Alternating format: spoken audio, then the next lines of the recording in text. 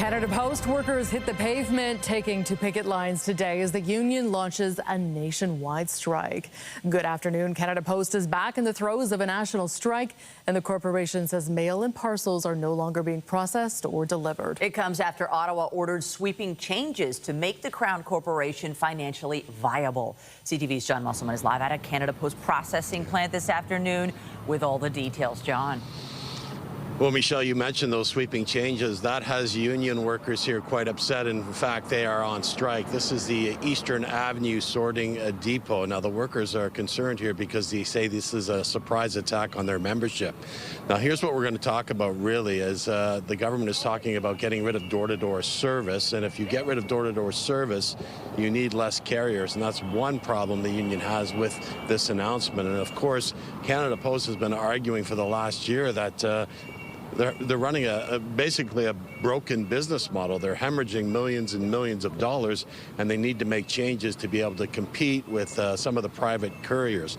But the union is saying, look, there's got to be another solution here that is instead of just getting rid of workers in the field. We did have a chance to speak to the local union rep as well as a spokesperson for Canada Post. Here's what they had to tell us just a short time ago. The minister's announcement came as a surprise.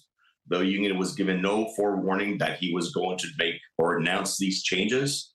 The feeling at the workers is we've been attacked. It's not only the workers that have been attacked, it's the whole public post office has been attacked. We have lost billions over the last few years, but I think for taxpayers, they're now, bailing out the post office so we can keep the lights on. And the government yesterday said that's not going to be the long-term solution, and that's not what we were looking for either. So we understand that we need to make some changes because Canadian taxpayers are paying more and more for a service they're using less and less. So we need to adjust to what Canadians are looking for. So morale's pretty good here on the line outside the Eastern Avenue sorting plant. A lot of people honking their horns as they drive by, supporting these union workers. We should also let you know if you're relying on social assistance or government check, those will still be delivered. How long this lasts, we'll have to wait and see. Reporting live, I'm John Musselman. I'll send it back to you. Thank you, John. Negotiations aimed at resolving a strike by thousands of college support workers are set to resume today. The Ontario Public Service Employees Union and the College Employer Council are due to hold talks with the assistance of a mediator. More than 10,000 support workers walked off the job earlier this month after failing to reach a new contract agreement. The union says job security is its top priority, but is also seeking improvements to wages and benefits. The College Employer Council claims meeting OPSEU's demands would result in $900 million in additional costs. An encampment at Dufferin Grove Park appears to have been dismantled. The last of the people who had been living there removed. The city had been working with the remaining residents to move them out, but some had refused, instead issuing a list of demands. CTV's Beth Macdonell is live at the park this afternoon with the latest. Beth. Yes, Natalie, there had been 7 people staying here in Dufferin Grove Park, and those demands included a 1-bedroom apartment for each of them. This morning, it does appear the encampment has been cleared. Instead of tents and belongings, a fence has now gone up around the area that people were staying. The city says for 8 months, 24/7 enhanced homelessness services and supports were provided to people in Dufferin Grove Park. Last Friday, a trespass notice was handed out, and this morning the city moved in and it appears cleared all the tents and many belongings away. Police officers and security guards were on site during this process. The city says it continued and continues right now to reiterate shelter spaces are available, but the people who were staying here tell me that doesn't work for them, as the shelter system was too traumatizing when they had been there in the past, that they had been physically attacked there in the past, and they knew this clearing would be coming, and it too knew would be difficult, and being forced out wasn't any easier. Health and safety-wise, I feel traumatized. I think I've shared before that I deal with chronic anxiety and PTSD, and basically I'll probably need to actually go decompress in the hospital for a day or two to figure things out. and that encampment member is now just sitting a few feet away from the tent, the metal fence, the area, and tells me she doesn't know where she'll be sleeping tonight. Reporting live in Dufferin Grove Park, I'm Beth Macdonell. Natalie and Michelle, back to you. Okay, thank you, Beth. More news in a moment, but first, here's a live look at the city this afternoon. We saw some beautiful sunshine this morning after yesterday's rain. A bit of cloud cover now this hour, but a lovely weekend ahead. Jessica Smith is here with a look at the current conditions. Jess. Finally, right? We've had such a kind of gloomy few days, a little humid out there. We're getting into the fall season and it wasn't feeling that way. We're definitely warm today, but at least we get that sunshine back as we step in towards your Friday and look ahead to the weekend. A little light cloud cover right now, but that pushes out into the afternoon and we are going to see a brilliantly sunny day as we wrap things up. So something to look forward to if you've been missing the sunshine. We're not looking at much in the way of anything super intense as far as active weather goes as we head throughout the next couple of days. I'll get an assist if I can to get to the next board because we're having some technical difficulties, but either way, temperature-wise, we're getting up to about 24 degrees as we head in towards the afternoon right now, sitting kind of between 18 and 20 across the board, but still dealing with a bit of a humidex. Now, as we step into the second half of our day, it warms up quite nicely. Right now through the islands, we're around 20 degrees, feeling like 26. That humidex this afternoon, 28 degrees, and even warmer as we head into the day tomorrow. We're heading into a stretch of sunny days, so something to look forward to. Coming up, I'll have a full look at your long-range forecast. Right now, I'll send things back over to Natalie and Michelle. Thank you, Jess. Thanks. A man is dead after being struck by a vehicle in Scarborough last night. Today, police are still looking for the driver and the vehicle that hit him. CTV's Janice Golding is live in Scarborough this afternoon with the very latest. Janice. Hi, Michelle. Yes, a man in his 60s is dead after a hit and run here at Kingston Road and Lawrence Avenue East in the east end of the city last night. Now, police say it was around 11:15 p.m. when they received calls that a pedestrian had been struck by a vehicle while walking in the area. When police arrived, the driver had fled the scene. Unfortunately, the victim was pronounced dead on location. The roads were shut down for several hours as police investigated, but as you can see, they've all reopened. Here's what people in the area have to say about what happened here. Has been heartless. Has very heartless. And I think people don't even care about people like you know, they don't care about each other again, right? So. There's a lot of people out there that have been doing it. They just either they don't have a license or they don't have insurance and they hit somebody and they don't care. It's very sad to know that you did something and you should have stayed there and see what's going on with the people. Now, investigators are still searching for the suspect. Anyone with any information is asked to contact Toronto Police. Reporting live from Janice Golding, now back to the desk. Okay, thank you, Janice. York Regional Police are investigating a deadly shooting in Richmond Hill. It happened just before 7 o'clock last night on Parker Avenue in the King Road and Yonge Street area. Police say a man in his 40s was found lying on the road and died at the scene. Shortly after, we received a call for a vehicle fire in the area of King Road and Dufferin Street. We do believe that this vehicle is directly connected with the shooting. Now, at this time, we're looking for at least 2 suspects, but we don't have any descriptions that we can share. We are looking to speak with anyone that was in the area, anyone that saw anything, anyone that has any dash cam, any doorbell ring cameras, to please come forward and speak with our homicide unit if you have not yet done so. Police have not released any information about a possible motive. A man is in hospital after a stabbing in the Finch and Weston area last night. Emergency crews responded around 7 o'clock and found a 19-year-old man who had been stabbed. Paramedics describing his injuries as critical. There's no suspect information right now, and the circumstances around the stabbing are not known. Well, 10 years ago this weekend, a horrific crash left a mother with almost nothing left to hold on to. Her 3 children and her father gone. A decade later, Jennifer Neville-Lake joined CP24's crime analyst Steve Ryan to reflect on grief, survival, and the struggles she faces every day. It's been said time heals all wounds. But for a mother who lost so much, a decade has not dulled the pain. How are you, and who are you 10 years later? How am I? I'm here. That's the best answer I can give. I need a lot of help to get out, to go places. I'm not as independent. I feel more as if I'm a drain on society, on the world. The world, as Jennifer Neville-Lake knew it, ended September 27th, 2015, when a 29-year-old named Marco Muzzo, returning home from his Miami bachelor party, chose to drive drunk after landing at the airport. His SUV ran a stop sign in Vaughan and slammed into the Neville-Lake minivan. The crash killed 9-year-old Daniel, 5-year-old Harry, 2-year-old Millie, and their grandfather, Gary Neville. The children's grandmother and great-grandmother suffered serious injuries. It is something that is a part of me. I won't, I don't deny, I don't lie about it. I just wish so much that my favorite photo of my kids is not the photo everyone knows them by because they're dead. Neville Lake now lives her life with around-the-clock care and support for her own safety.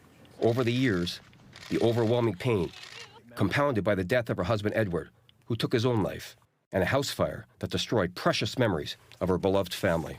It's a fight to be out in the real world, the world where you're sitting, talking to me. It is very nice inside my head because they're alive. And Edward's alive. And my dad is alive. And my world is the way it should be. All while the convicted man who triggered all the agony is living his life, granted full parole in 2021, about halfway into his 9-year and 4-month prison sentence. So did the justice system fail us?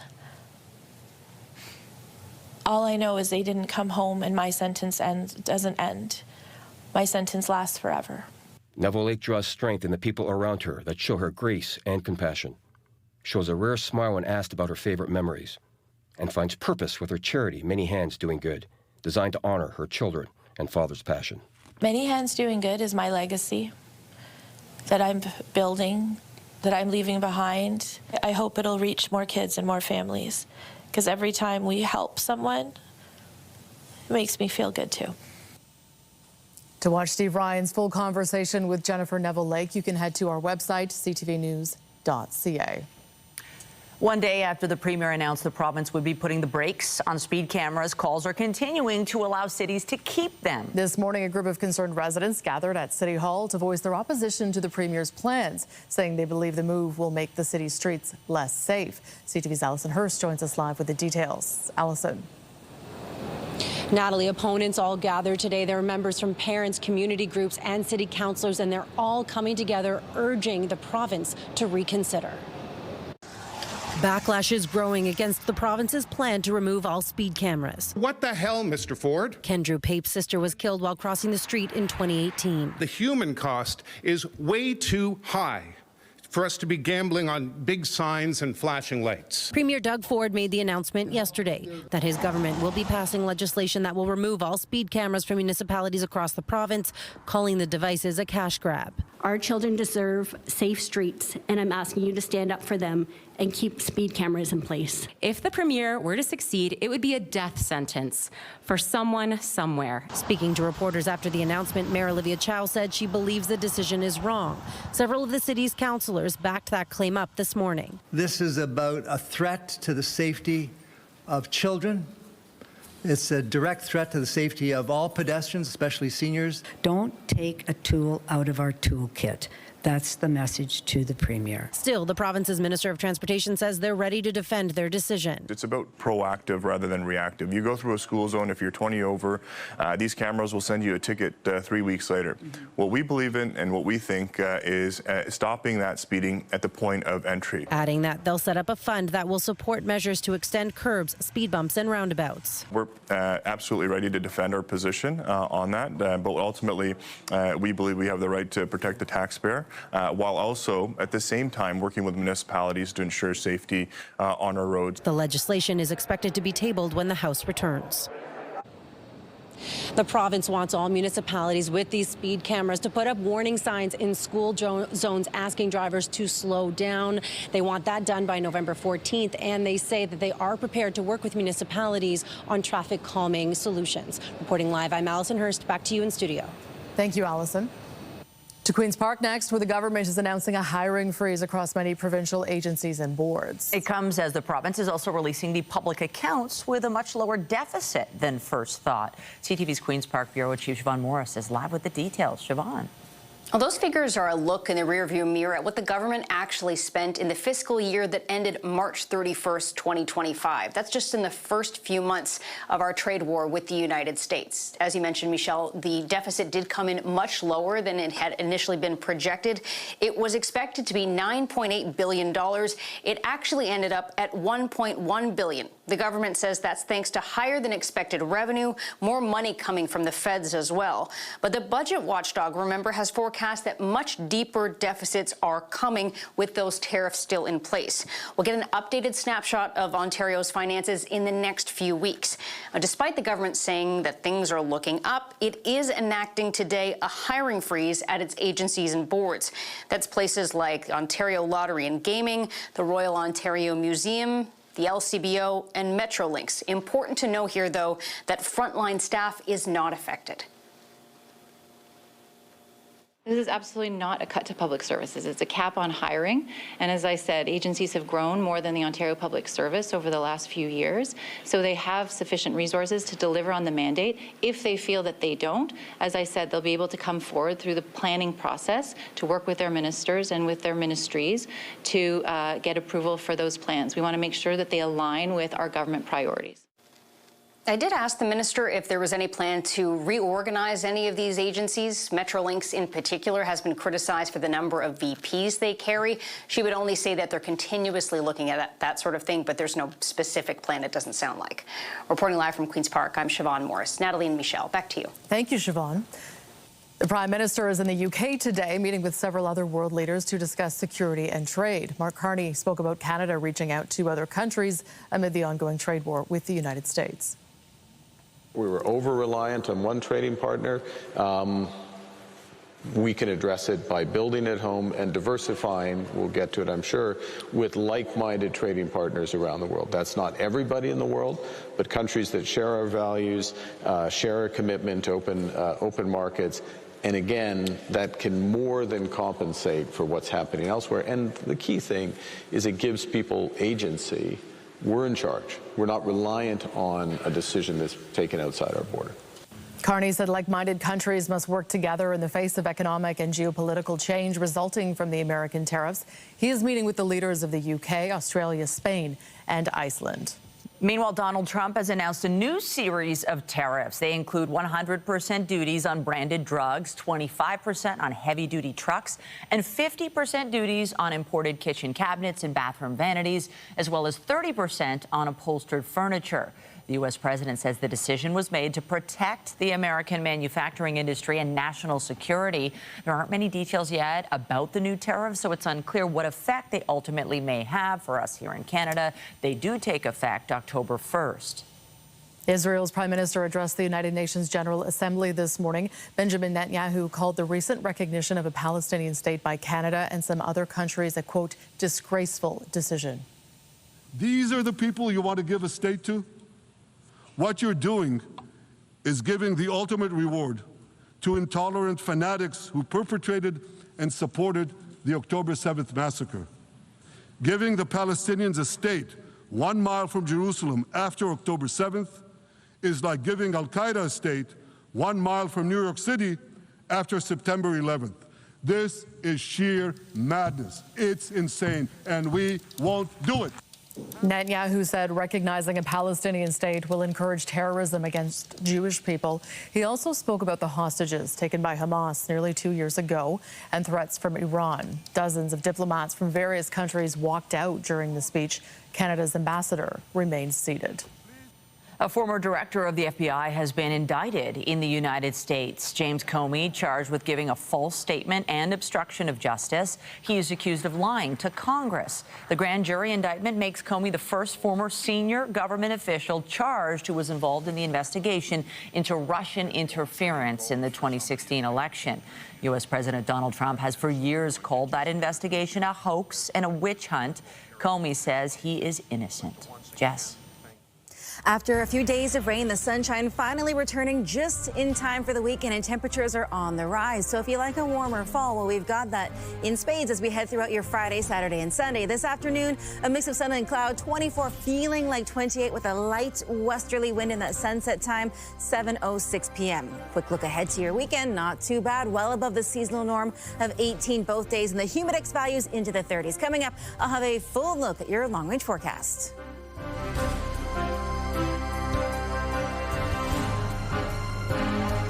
When you see it happen, send it to CTV News. Text 10400 from your screen to ours.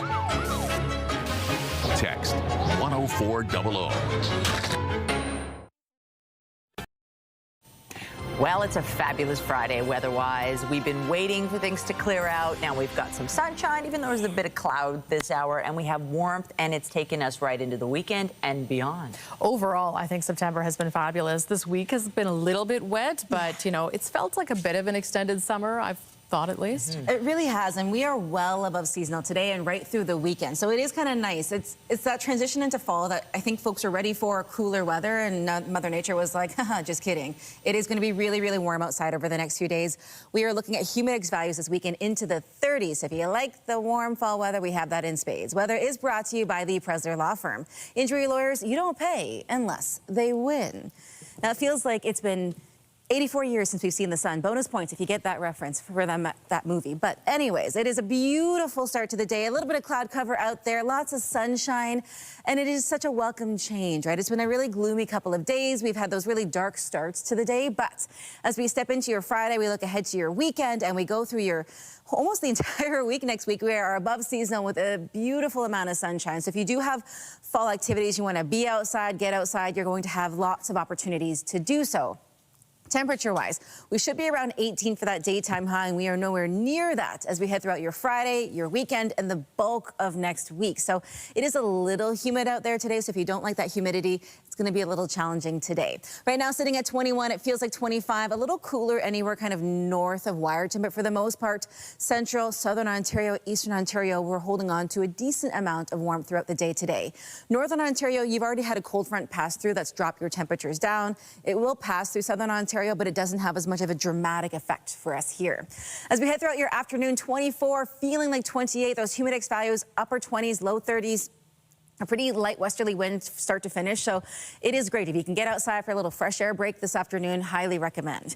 As we step in towards this evening, we'll sit at 16. We should be at 9, so we're still in the double digits into the overnight hours. Really no change as we get into the early morning hours tomorrow. So again, if you're not enjoying this warmer start to the fall season, it is going to be a pretty muggy night, so maybe a little bit extra AC or get those fans going. Not much in the way of any extreme active weather. That cold front pushes through and brings the chance of a little shower activity through eastern Ontario, kind of Kingston and east, but for the GTA, we are nice and dry as we head through the next couple of days thanks to a few areas of high pressure. We've got lots of sunshine as we head in towards the afternoon. Again, a few spotty showers, but those are east of the city. And as we head through the early evening, overnight, pretty clear until tomorrow morning. We do start off with a little cloud for your Saturday, but again, it is dry and it is warm.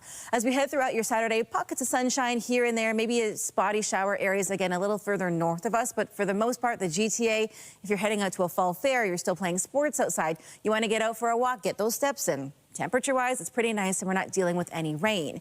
As we head in towards your Sunday fun day, no Sunday scaries. It will be beautiful outside, lots and lots of sunshine. And again, I'm going to sound like a broken record, but hopefully one that's playing a really good tune because there's lots of sunshine out there. 24 today, feeling like 28 as we head into your Saturday and Sunday. Those humidex values into the 30s. So it is going to be muggy out there. Hydration, still important. Sun protection, still important, although we are into the fall season now.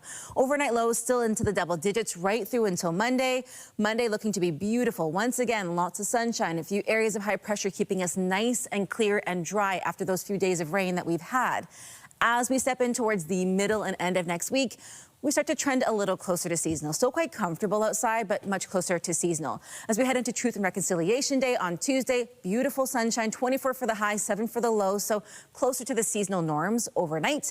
And then as we step in towards your Wednesday and onwards, It will feel significantly cooler, but that is just back to where we should be for this time of year when it comes to your forecast. Again, we have kind of been trending above seasonal through the bulk of this week, even with all that rain out there, but those humidex values really keeping us warm and kind of sticky as we head in towards your weekend. So make sure you hydrate if you're spending any extra time outside. Hopefully, this helps you plan as we step in towards what is going to be, I'm sure, a very busy weekend for a lot of folks now that the sunshine is back. For now, I'm going to send things over to Natalie. Thank you, Jess. Thanks. In sports, the Blue Jays will continue their quest for a division title this evening when they open a series with the Rays after they avoided being swept by the Red Sox last night. Kansas City, a left-hander, and he's hit it high and deep to right. Grand slam, Dalton Varsho. Toronto took a 6-0 lead in the 6th inning when Dalton Varsho hit a grand slam and then George Springer added a 2-run shot. Boston loaded the bases in the 9th, but the Jays held on to win 6-1. First and foremost, we're not losing because of umpires, right? That's just like, let's get that out there. We're losing because we're not scoring enough runs. So it's a borderline pitch. I think Vladdy's frustrated. I think a lot of guys are frustrated. But again, man, it's not about a call here or a call there. It's about stringing together good at-bats and stringing together productive innings. Any combination of Toronto wins and New York Yankees losses, adding up to 3, will give the Blue Jays the East title. Such an exciting time for sports. And this Saturday, the Canadian women's rugby team will play in the Women's Rugby World Cup final against England on their home pitch. I think that was expected if we wanted to win the World Cup. If we want to win the World Cup, that England will be on our way. So just like excited for the game. Hopefully we can inspire the next generation of great Canadian rugby players and grow the game back home. So not only the next generation that will play for the national team, but the next generation of club players and community players that will grow the game and just make it a more popular sport back home. Canada will be looking to repeat last weekend's incredible semi-final win against New Zealand. On Saturday, a crowd of about 82,000 people expected for the championship game. Canada is appearing in its second final after losing to England back in 2014. We have not beaten them in the last 13 meetings. England has won the trophy 3 times. And for more on this, we are joined by TSN rugby commentator Brian Spence. And Brian, great to have you with us. Huge moment for Canada rugby. How would you sum up their journey to this moment and what it means to be in the World Cup final? Well, firstly, what it means to be in a World Cup final, it will certainly grow the game, as Sophie DeGoody was just mentioning. I think the build-up this week is Canada's been looked at as underdogs. They're ranked number 2 in the world. They beat New Zealand number 3, and they beat them handily. England is going to be a very tough task on Saturday, but these women have been improving every game. The last 5 weeks in England, I think they're in with a chance, actually a good chance. So yes, okay, England the favorites, but certainly Canada has strengths to be proving themselves again and again. What do you think those strengths are, and are there any standout players we should be watching for? Well, like any big game, Michelle, you want your big players to be your leaders. And Sophie DeGoody and Captain Alex Tessier, they've been wonderful throughout the tournament. This side, number 1 through 23, have been doing the job. 15 players will start. The substitutions will come on the field. I think it's been a balanced attack. I think Coach Kevin Rouet has rested players when he can. I think they're going to come up with their best effort to date. And as I said, I don't think there's much in this game, and they're in with a good chance to hoist the Rugby World Cup Saturday. Oh, how exciting is that? And you know what happens when teams start to do really well and defy the odds? People who may not have been watching start to take notice. How far would you say the women's game in Canada has come? It's very big in the high schools and universities, and this is only going to make it bigger. You were spot on with that. I think what's happened throughout this tournament is the number of viewers has expanded domestically. About 200,000 people watched the semifinal against New Zealand. And I think the final will be at least 3 times that. And there's a lot of Canadian support over in the UK, and maybe even a whisper that our Prime Minister might show up at the game with the Royals to cheer them on. So it's going to be an exciting Saturday. Well, that would make sense. He is over there. Yes. Talk to us about our homegrown talent. You mentioned, in universities and in high school, we got some real talent.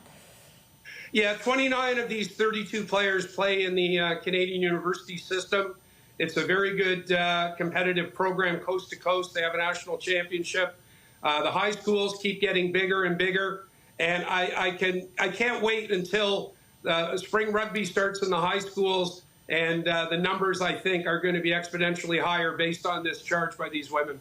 Well, athletes, they often like to visualize. What would a win mean in the World Cup for Canada's team? I think this group has had self-belief for a long time. I think, they're respected in rugby circles. New Zealand were very gracious in defeat because they were so well beaten. But I think this group are very well prepared. They're very fit. They've been together out west training. I just think for them, it will be a wonderful lifetime achievement, but it'll also grow the game from the foundation up in this country. TSN's Brian Spanton, thanks so much for chatting rugby with us today. My pleasure. Thanks, Michelle. Take care. And you can watch Canada versus England in the 2025 Women's Rugby World Cup Final live on TSN. Coverage gets underway Saturday at 10 a.m. on TSN 1 and 4, the TSN app, and tsn.ca. The Argonauts will take on the BC Lions tonight when Week 17 of the CFL schedule kicks off. Toronto is coming off a 21-19 loss to the Montreal Alouettes last Friday. The defeat snapped a 3-game winning streak for the Argos. The club currently sits in 3rd place in the East Division with a 5-9 record. The Argos game with the Lions is set to get underway at 10 p.m. In Brazil, a skateboarder has set 2 new Guinness World Records in spectacular fashion. Sandro Diaz broke the records for the tallest drop-in and fastest speed on a skateboard on a temporary quarter pipe. He conquered a 22-story building. Does that not make you dizzy? Hitting a speed of more than 103 kilometers an hour, Diaz skated from a height of 70 meters with a drop of 60 meters along a building known by locals as the ultimate skate ramp. Short break. More CTV News at noon when we return.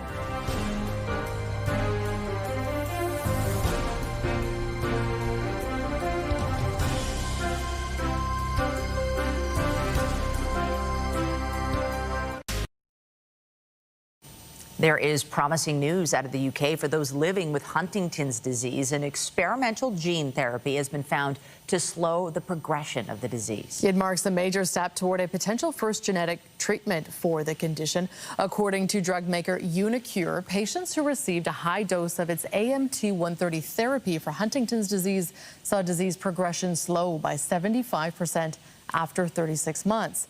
The full study results have not yet been published in a peer-reviewed journal. The Amsterdam-based company said it plans to submit its data on AMT-130 to the FDA early next year. Huntington's disease is an inherited and progressive brain disorder caused by a genetic mutation. The rare disease triggers nerve cells in part of the brain to gradually break down and die, leading to uncontrolled movements, emotional or behavioral problems, and loss of cognition. There is currently no treatment that can cure, stop, or reverse Huntington's disease, but some of the symptoms can be treated. Well, communicating with people with advanced dementia can be difficult. And cultural differences can compound those problems. We get more now from our health reporter, Pauline Chan. Ngozi Aranya's connection with the Alzheimer's Society of Ontario started when her father gradually began showing signs of dementia. And one time, staff in his residence were startled by his gestures. Which to us may seem a little bit jarring, but they had this kind of like approach that was kind of like, demonstrative. But Ngozi recognized it as a welcoming gesture from his native Nigeria. And she started thinking. What about the other families who maybe don't speak English, who come straight from another country, cultural differences, faced a lot of barriers? Data from the U.S. and the UK show the BIPOC population has higher rates of dementia, but often faces difficulty accessing care. So Aranya and a group of dementia experts have created a video called Dementia in the Afro-Caribbean Community. They include a geriatrician, end-of-life educator, director of a retirement residence, and a social worker who specializes in behavior support. It could be anything from wandering, calling out, resistance to care, resistance to medication. Carolyn Neblett says as dementia progresses, patients tend to drift back to their younger selves, like when they lived in their childhood home. And going along with that can be helpful during times of agitation. I had Tiny Whiny, a calypso song playing. And so when she came back from the washroom, I was dancing, she was dancing, the mood changed. A patient who moments ago refused her medication was suddenly at ease. But Aranya says it's not just ethno-racial groups that have diverse characteristics. Understanding rural populations or gender groups must also be recognized. Partnerships are really important to connect with different communities and establish those working relationship and partnerships. And for any family experiencing dementia-related questions, contact the Alzheimer's Society First Link program for more information. Pauline Chan, CTV News. It's one of the most common cancers in women, and now researchers in BC are using artificial intelligence to change how it's diagnosed and treated. CTV's Dimitra Maragos explains. According to doctors and researchers at BC Cancer, endometrial cancer is increasing in both incidence and mortality. This is an incredibly common disease. It's the most common gynecologic cancer. Doctors Jessica McAlpine and Ali Bashashati, both leading researchers at UBC and BC Cancer, say their new pilot project aims to address the critical gap in gynecological cancer research through AI. AI brought us up a level to add that level of precision. They say this new addition of AI has helped identify high-risk endometrial cancers that traditional methods can often miss, and can help doctors discern a more tailored treatment plan. Patterns are there. It's just that we're using AI to be able to identify those. Dr. Bashashati, Those are the tissue samples. walked us through what they analyze when receiving samples from patients. We call it AI screen. AI reviews the samples. AI puts them into one of the buckets of like, okay, it's a good responder or like a poor responder. The technology provides more specific information than previous approaches. AI thinks that this is the area of the tissue that is contributing to aggressiveness of the disease. And that helps us to validate the findings. Both doctors explain that the implementation of this technology could create treatment plans It doesn't have any boundaries. and may not force those from rural communities to come to the Lower Mainland for treatment and testing. That's very impactful for those patients who will tell you how difficult it is to leave their support. Adding, the use of AI could bring optimism to what can be a diagnosis fraught with anxiety. I think it does give us hope for that individual to change their trajectory. Now, this technology isn't available to the masses yet. The trial is set to kick off in January. Dimitra Marigo, CTV News, Vancouver. Get Toronto's top stories, breaking news alerts, and watch live. Download the CTV News app. Registered retirement savings plans, or RRSPs, are used by many Canadian families to save for their retirement. They're seen as a great way to put money away for the future. And while there are tax breaks, you will eventually have to pay tax when the money is withdrawn. Pat Foran has this consumer alert. Last year was a difficult time for Ashley Galley and her Burlington family. Her mother, Jackie, who worked as a nurse, died in January at 62 years old. And in December, her father, Michael, who worked in business, passed suddenly at 63. The couple were high school sweethearts. We think that my dad passed away of a broken heart. Gallia describes her parents as hard workers who saved to buy a cottage in 1998 and always put money away in their RRSPs for their retirement. 5 years ago, they sold their home and made the cottage their principal residence. When they both died last year, Gallia's mother's RRSP rolled into her father's for a total of $715,000. When her father died, the RRSP had to be taxed as income at about 50%, and there was capital gains on the cottage. The family had a tax bill of $659,000. It made me more angry than anything. We've just lost both of our parents inside of 11 months. Gallia says to avoid selling the cottage, almost the entire amount of RRSPs her parents saved had to go to pay the tax bill. She says she and her brother expected some of the funds and were shocked almost nothing was left over. What happens to the RRSP? Maybe there's a better vessel to put that in so that it does pass on to your kids or who you'd like it to pass to. If you want to do some retirement income planning for tax efficiency, at least by the age of 55 or 60. Tax expert Evelyn Jack says families should adopt a strategy to reduce the amount of tax they pay, use life insurance, and get advice from a professional to avoid a massive tax bill when a loved one passes. Take a tax hit earlier on so they can avoid a top marginal tax rate at death, and in the process, put that money into more tax-efficient vehicles, for example, a TFSA. Gallia says she's still grieving the loss of her parents, but wanted to share what happened to her family to help others. Other people learn that maybe RRSPs aren't the best option for them, then at least I've done something to be helpful or beneficial, and I think my parents would be proud of me for that. Pat Foran, CTV News.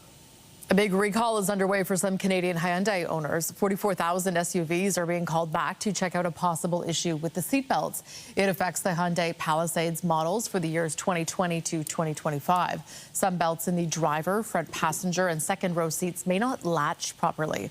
Hyundai will be directly contacting those owners and advising them to go to a dealership to get their vehicles checked. There's another recall to let you know about, this one in the kitchen. It involves more than 1 million Austro-French door toaster countertop ovens. If you have one, you are being advised to stop using it immediately. The problem is the spring-loaded front door, which can snap closed suddenly, causing a burn hazard. You can contact the company for a free repair kit. Getting around the city this weekend may be more challenging. If you need to take the subway, there will be closures on parts of Line 1 and 2 while crews perform track work. Trains won't be running between Finch and Eglinton stations or between Warden and Kennedy. Shuttle buses will be operating. The TTC says regular subway service will resume Monday morning.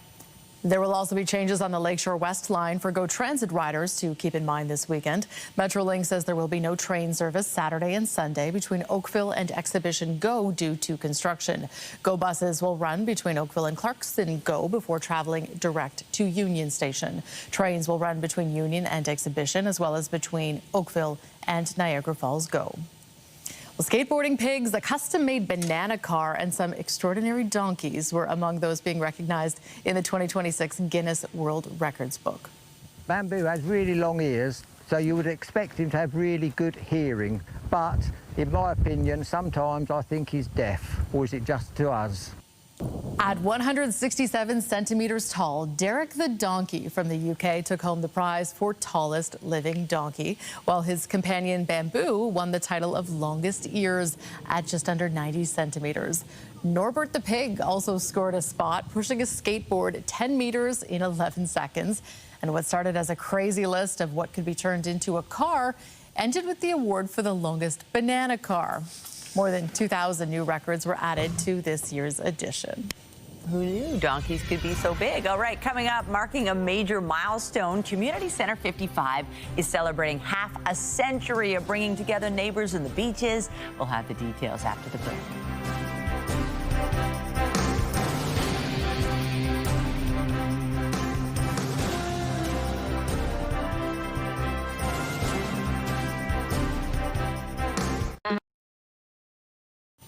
Now to a story about a golden anniversary glistening today in the city's East End. A network of neighbors celebrating 50 years of supporting each other thanks to a charity that has grown into the cornerstone of the community.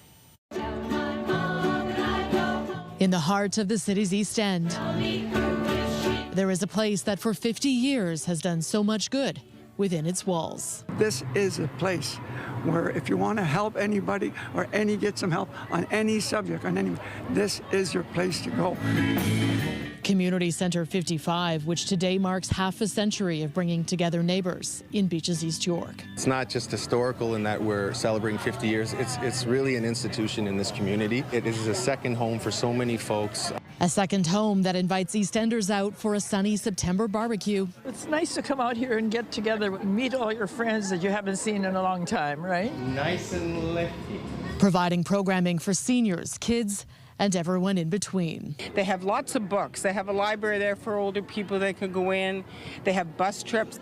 Taking the lead on organizing the Beaches Santa Claus Parade, packing backpacks for students in need of support, and running food and toy drives to provide for more than 1,000 local families. It teaches people about community service. It's always amazing to watch Beaches East York wrap their arms around Community Centre 55. It's about your friends, it's about your neighbors. Making sure that the members of this community have everything they need, which is sometimes as simple as a coffee or a conversation. I've heard stories from seniors that they haven't talked to anybody all week, and just having that small interaction and connection is just so meaningful to them. Steady your breath here. Joan Wedge has been coming here for years and shares a birthday with Community Centre 55.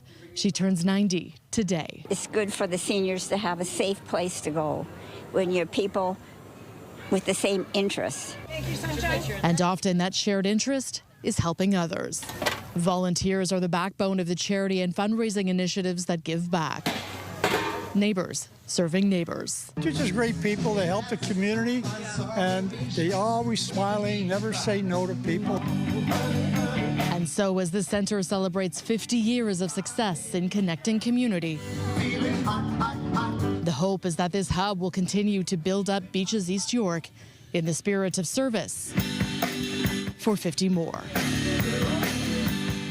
And so a very happy 90th birthday today to Joan Wedge. Happy to you. I won't get too carried away. That's a great story. And happy That's birthday community. to her. And a beautiful day for your birthday. Lots of sunshine out there. A great way to spend time outside, especially if you're going to be out there dancing. I feel like dancing now after watching that story. They were so sweet. If you are planning on spending some time outside today, you still need sun protection. It is warm out there. We have a UV index midday around 6, so just make sure you're spending time outside safely. A few light clouds, but overall a beautiful way to end the week after all that rain out there. We're up to 21. It feels like 25, and we're holding on to these above seasonal temperatures right throughout the weekend. So if you wanted to get out and dance anywhere this weekend, it's going to be fantastic. We are holding on to humidex values in the 30s Saturdays and Sundays, and by Monday, just a whole lot of sunshine. I'll take it. Very good. That is CTV's News at noon. Remember, you can get Toronto's breaking news all day long on CP24 and on our website, ctvnewstoronto.ca. For Jess Smith and the whole team here, have a pleasant afternoon. I'm Michelle Dubé. I'm Natalie Johnson. Be sure to join us later for CTV News at 5 and 6 o'clock.